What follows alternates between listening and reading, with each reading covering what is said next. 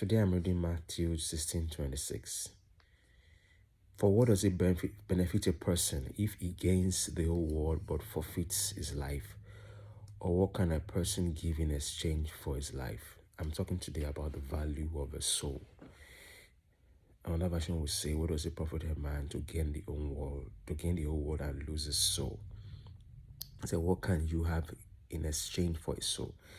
So the way I see it is that when you combine all the value of the seen world together in all realms, all the golds, all the precious metals, all the money, all the materials, all the planets together, they don't sum up to the value of a soul. There's a quality about a soul that you can't put it on a scale with all those things is going to crash that scale to the other side, the side of the soul all the time. Doesn't matter what you pile in material things, in existence, in material things that are existing.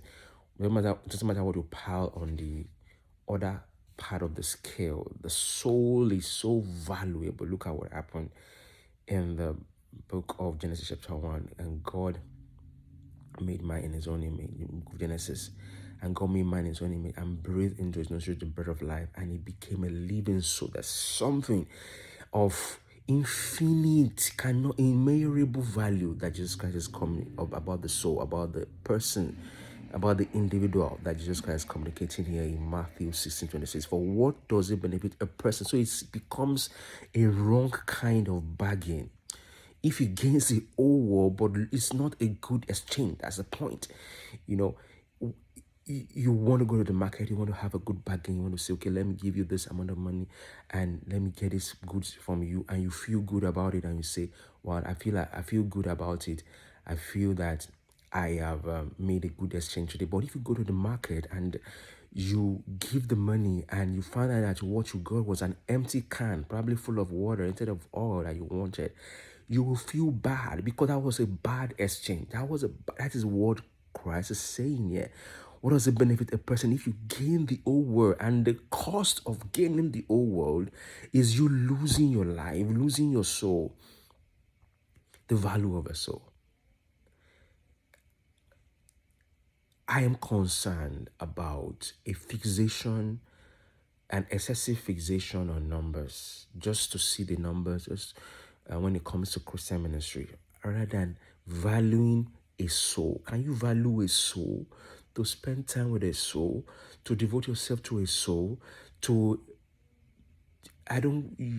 to get involved with a soul, to engage with a soul, to help a soul, even though there's no billboard announcing it, even though there's nobody that's going to talk about it, even though you have no reward on this part of the earth. Can you do that? Even though there is no return to you in the material front, but you are investing in a soul.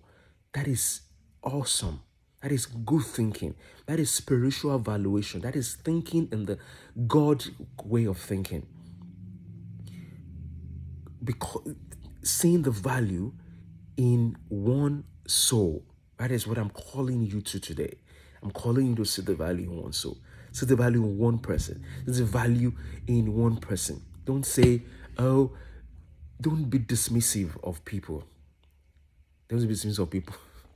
Don't be dismissive of people. Don't say, you are gone. See, I have 3.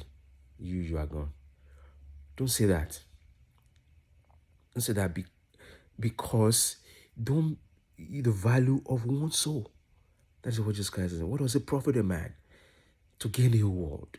And I'm talking in different ways today, but I want to talk now about the ministry, about how you should value the soul, about this idea of also this person's consuming my time for ministry.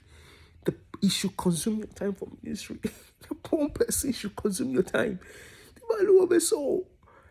One person, somebody is discouraged because the crowd is not a lot. Value of a soul. Have a value for one soul.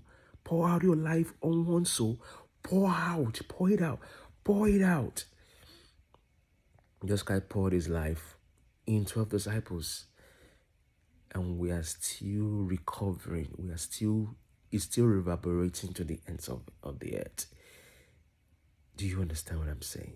God bless you. See you tomorrow.